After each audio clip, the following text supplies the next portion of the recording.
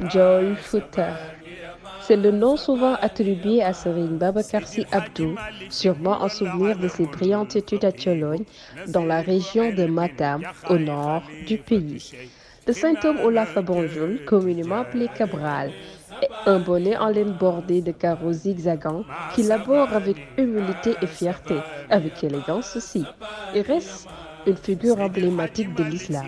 Pourtant, son vénéré père, Mame Abdelaziz Dabakh, radiyallahu ta'ala anhu, aurait préféré qu'on l'appelât Serigne Babacar, dont il porte le nom.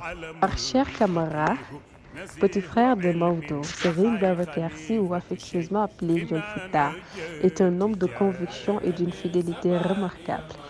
De par sa structure physique, morale et civique, son esprit, sa connaissance des hommes et ses prises de conscience des problèmes de la société, Serigne Babacar Sy Dabakh est un homme effacé et déjà très remarqué du fait de sa présence dans les daras de Tivaouane.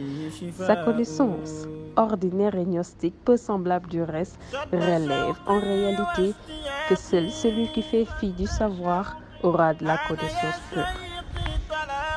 Ainsi, il est à l'image de son père, Dabakh, un guide religieux très énigmatique, doté d'une moralité et d'une probité légendaire. Dans ce sillage, sa préoccupation première est de revivifier les valeurs patriarcales, comme il se plaît de le dire. Il n'y a dans ce monde que la vertu, le savoir et la vérité qui soient dignes de m'occuper. Cher Omar Sy Dabakh renseigne qu'il se raconta un jour, après avoir observé pendant quelques minutes que Pape Seigne ne répondait pas aux interpellations de ce pseudonyme. Mame Abdou avertit l'assistance. D'autant plus qu'il ne réagit pas lorsque vous dites Ndiol Fouta. Je vous supplie de ne plus l'appeler ainsi.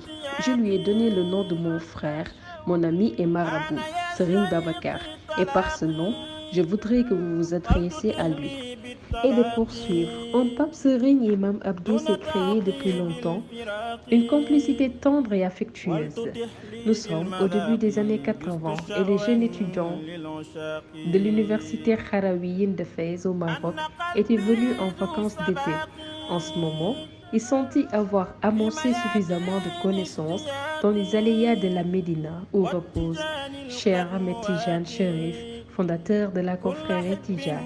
Il alla alors rencontrer son père pour lui annoncer qu'il ne voulait plus retourner au Maroc et qu'il préférerait rester au Dara de Cheikh Seydil Hadji Malick Sy radiyallahu ta'ala anhu pour perpétuer son legs.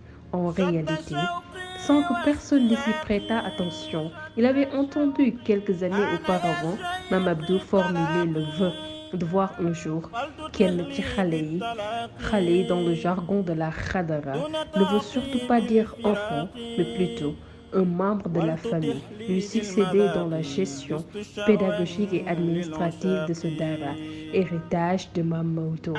Pape Serigne lui avait enregistré dans son cœur.